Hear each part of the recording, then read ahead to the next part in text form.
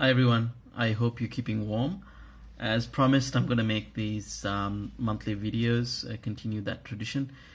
So I have three things that I'd like to talk about this month, starting with an update on our recently formed advisory board, some quick project updates, and next steps. So let's start with the board of advisors. So we're very fortunate to have with us Malika, Rupal, and Dev join us as our advisors. And the thought process here is that the board of advisors would advise, surprise, surprise, the board of directors on a quarterly basis. And it's still early days. We're working out 30, 60, 90-day plans that we could be held accountable to.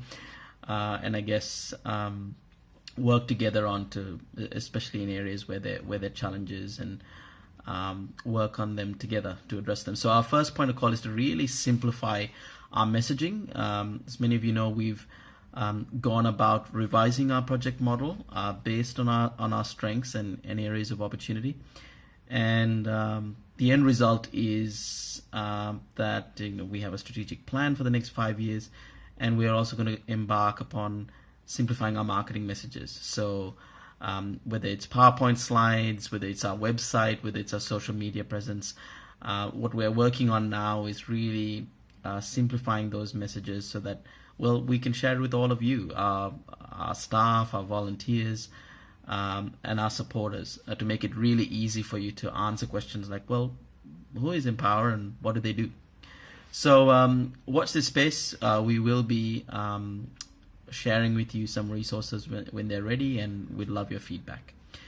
All right, on to the second thing. Projects are bread and butter. So yeah, look, lots of good news to report on. As you likely know, our work in Kapita has come to an end, but Bright paid the people of Kapita a visit within this month just to see how things are going.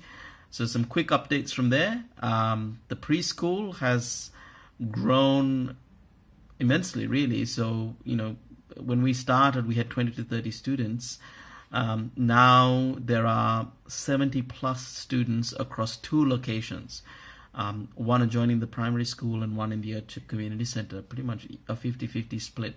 So that's a wonderful outcome there. So in its second year of operation now, it's grown, and as you'll see with some of the stories we'll be sharing, it's really having an impact, particularly and understandably, on women, both in terms of freeing up their time to be able to focus on themselves, focus on alternative sources of income, but also, as most mothers are especially concerned with their children's education, it gives them peace of mind in knowing that their children are being well fed through the program, and getting a heads up in terms of education in the area.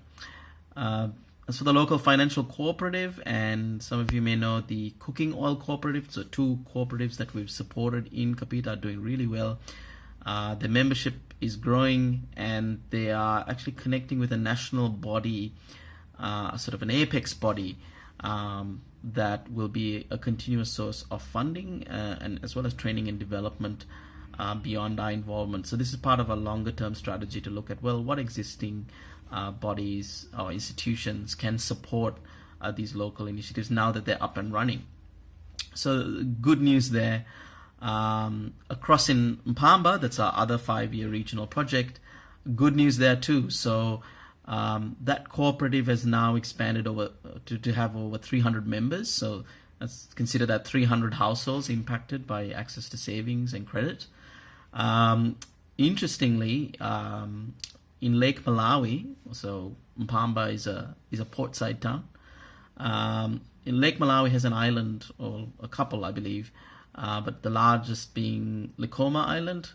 And the residents of this island actually have no access to financial services, and they came across the Timbiri Sacco in Mpamba, which is the financial cooperative, and thought it was a fantastic idea, and essentially asked them whether they'd be willing to expand to Likoma.